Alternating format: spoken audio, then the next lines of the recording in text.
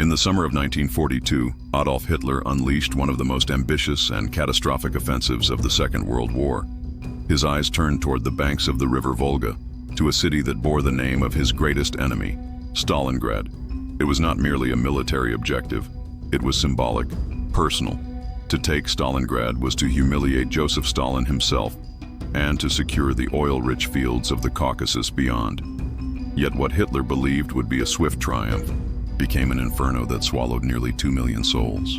As German panzers rolled eastward, the city of Stalingrad was little more than a sprawling industrial hub, factories belching smoke, workers laboring under Stalin's iron fist. But in late August, the skies grew dark as the Luftwaffe descended.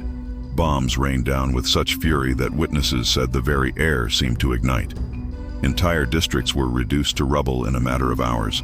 Tens of thousands of civilians were killed on the very first day.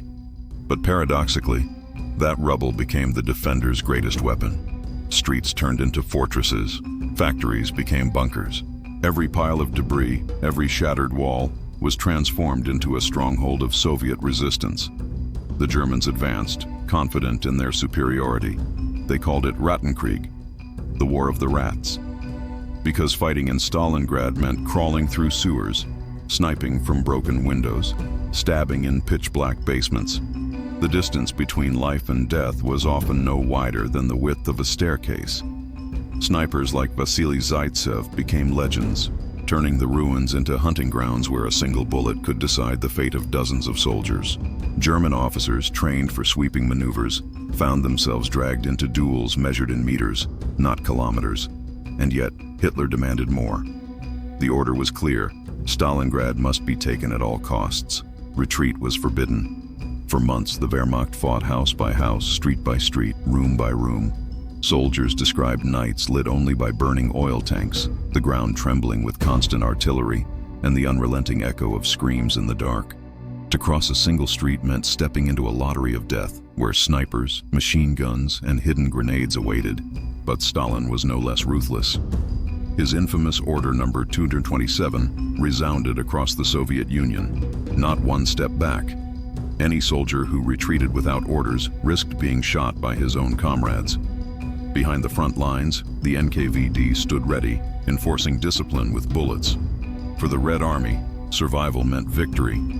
For the civilians still trapped in the ruins, starving, freezing, scavenging corpses for food, survival itself was already a miracle. By November, the Germans controlled 90% of the city, but the Soviets refused to yield. Then came the turning point, Operation Uranus. In a masterstroke of deception, Soviet generals Zhukov and Vasilevsky launched a massive counteroffensive, not against the German strongpoints inside the city, but against their flanks, held by the less experienced Romanian and Italian divisions. On November 19, 1942, the Soviet hammer fell. Blizzards howled across the steppe as waves of T-34 tanks and Red Army infantry smashed through the Axis lines. Within days, the trap closed, and 300,000 German soldiers of the 6th Army found themselves encircled. Cut off from supplies, they faced the full cruelty of the Russian winter. Temperatures plunged below 30 degrees Celsius. Frostbite devoured fingers and toes. Horses were slaughtered for meat. Some accounts tell of soldiers boiling wallpaper paste to stave off starvation. The Luftwaffe promised an airlift, but the skies were dominated by Soviet fighters, and only a fraction of the supplies ever reached the trapped army. General Friedrich Paulus, a career officer who had never lost a battle, now commanded an army doomed to die in a frozen graveyard. Hitler ordered him to fight to the last bullet. Capitulation was forbidden. But as January 1943 dawned, the 6th Army was already collapsing. The final days of the battle were scenes of unimaginable despair. Entire divisions dissolved into mobs of starving men, huddling in cellars, too weak to hold their rifles. The once proud German army begged for bread from the very civilians they had bombed months earlier. On January 31st, Paulus surrendered his southern pocket. 2 days later, the northern sector fell. Out of nearly 300,000 German troops who had entered the cauldron, fewer than 90,000 were taken prisoner, and only 5,000 of them would ever return to Germany alive. For the Soviets, Stalingrad was a triumph of will and sacrifice. For the Germans, it was the shattering of a myth, the first undeniable sign that the Reich was not invincible. But above all, it was a tragedy carved into the soul of the 20th century. And here lies one of the cruelest curiosities of Stalingrad. So much blood was shed over a city that by the end was nothing but ruins. Blocks of twisted steel, smoldering bricks, and frozen corpses marked what had once been homes and schools. The city was gone, but its name became immortal. The Battle of Stalingrad was not just a fight for territory. It was a clash of ideologies, of egos, of human endurance pushed to breaking point. It was the place where the tide of World War II began to turn, and where the world learned the terrible cost of absolute victory. Yet the legacy of Stalingrad did not end with the surrender. For the Soviets, it became a story of endurance, a beacon of defiance. Propaganda posters across the USSR screamed of the victory. Stalingrad will live forever. The names of heroes like Vasily Chuikov, the commander of the 62nd Army who had sworn to hold the city or die, became etched into history.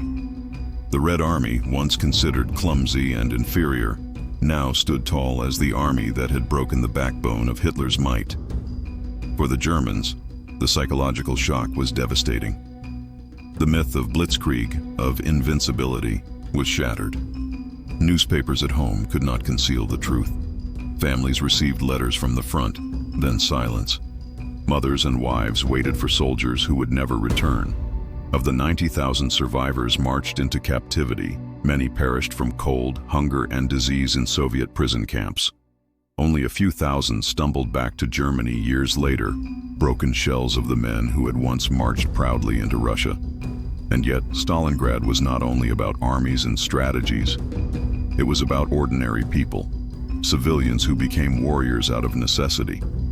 Women and children carried ammunition, dug trenches, and sometimes picked up rifles themselves.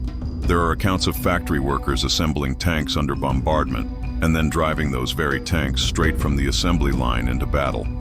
Entire neighborhoods turned into battlefields where families defended their homes brick by brick. This was not just a war fought by soldiers. It was a war fought by an entire people. One curious detail still astonishes historians. During the chaos, the famous tractor factory of Stalingrad continued to produce T-34 tanks, even while under direct German fire. Workers welded armor plates as shells exploded nearby. Some tanks rolled straight out of the plant and into combat without even being painted. It is hard to imagine a more defiant image of a city refusing to surrender. Another chilling curiosity lies in the words of Hitler himself. When Paulus was promoted to field marshal in the final hours of the battle, it was not an honor. It was a death sentence. No German field marshal had ever surrendered. Hitler expected Paulus to commit suicide rather than be captured. But Paulus, exhausted and disillusioned, chose to live. His surrender was a final humiliation for the Führer, a crack in the iron mask of Nazi pride. In the years that followed, the ruins of Stalingrad stood as a memorial to sacrifice. Rebuilt brick by brick, the city would eventually bear a new name, Volgograd. But for the world, it will forever be Stalingrad, the graveyard of Hitler's ambitions. Monuments now rise where entire divisions were annihilated. Eternal flames burn where children once hid in basements. And each winter, the frozen winds still whisper the voices of the millions who never returned. The Battle of Stalingrad was more than a turning point. It was a transformation of the war itself. Before Stalingrad, Hitler advanced relentlessly. After Stalingrad, he would retreat, step by bloody step, until the Red Army stormed Berlin. Stalingrad marked the moment the tide turned, the moment the impossible became inevitable. And as we look back, we see not only the clash of tanks and the roar of artillery, but also the faces of those who endured the unimaginable. The starving soldier who shared his last crust of bread, the sniper who waited for 3 days in the snow, the mother who carried water to the trenches until she fell. Their sacrifice forged the legend of Stalingrad. 2 million lives, soldiers, civilians, men, women, children, were swallowed by this inferno. And yet, from the ashes of that ruined city, a message was carved into history, that even in the darkest hour, Even against overwhelming force, the human spirit can endure, resist, and ultimately triumph. Stalingrad was not just a battle. It was a nightmare, a legend, and a turning point. It was the place where the world saw the true meaning of sacrifice, and where history itself was rewritten.